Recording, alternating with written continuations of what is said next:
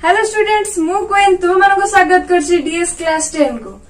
तुम माने तो जानिचो डीएस एजुकेशन चैनल रे university news PG UG +2 and 10th class पिला मानकर न्यूज छडा होछि एंड +2 पिला मानकर मध्ये पाठ भी मध्ये पढा दशम श्रेणी पिला मानक पाठ पढा डीएस एजुकेशन ने ठीक से होई परला नै। तेनु आपण मानक पई हमें नै आछो डीएस क्लास 10 जोथरे कि केवल 10th क्लास पिला मानकर सब सब्जेक्ट पाठ पढा। वर्तमान मु तुम मानक कहबी तुमर केतोटी बही अछि एवं केतोटी विषय आपन को पढिया को पड़िबो।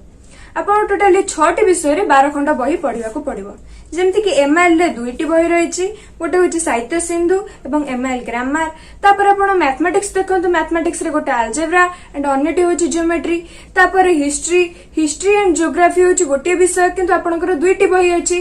तापर संस्कृत रो संस्कृत बल्लरी एंड संस्कृत रो ग्रामर मध्ये रहिछि। तापर इंग्लिश रो कम्युनिकेटिव इंग्लिश एंड इंग्लिश रो ग्रामर।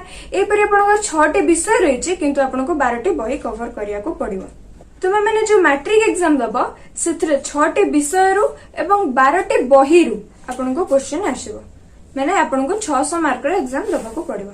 मु तुम माननको मैट्रिक एग्जाम पय प्रिपेयर करेबी, ता सहित तुम मानकर मैट्रिक एग्जाम पय प्रिपरेशन पय तुमको स्ट्रेटजी प्रोवाइड करबी, ता संगे तुम माननको वीडियोस मध्ये प्रोवाइड करबी।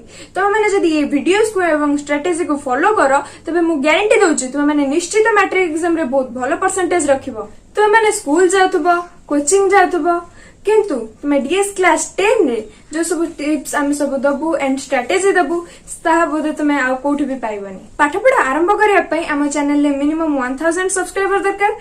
तेणु मु आपण मानको रिक्वेस्ट करिया पई चाहेबी जे आपण माने ए चैनल को सब्सक्राइब करंतु एंड आपण मानको फ्रेंड्स एंड रिलेटिव्स मानको वीडियो को शेयर कर दियंतु एवं समानको मध्ये कहंतु आम चैनल को सब्सक्राइब करिवे। मैट्रिक एग्जाम रे पाठ पढ़ा जतिक इंपोर्टेंट स्ट्रेटेजी नबा मध्ये सेतिक इंपोर्टेंट। तेणु प्रथमे तुम माने निजर गुटे स्ट्रेटेजी नियो जे तुम माने 10th रे केते परसेंट रखिया को चाहछो ताको प्रथमे नोट करनियो।